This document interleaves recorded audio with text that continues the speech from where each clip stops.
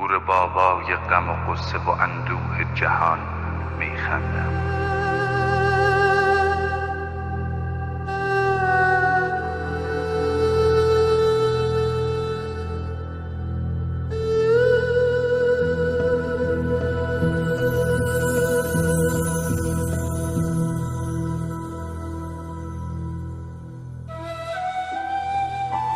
گور بابای غم و غصه و اندوه جهان میخندم.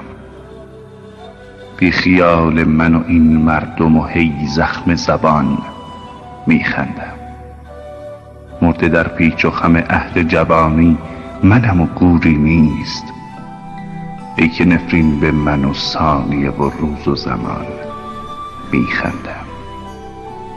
با سکوتم خوشم و شکوه و راز و غزلی هم گر هست، بهتر آن است بماند به دلم باز نهان میخندم.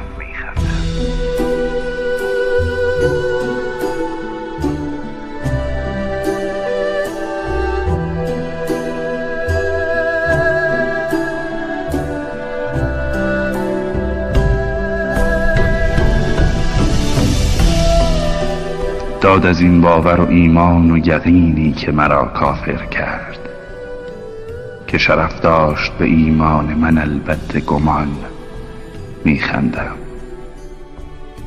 طالع شعر من از روز ازل مثل خودم آتش بود. این مرا بس که شدم شاعر بی نام و نشان میخندم.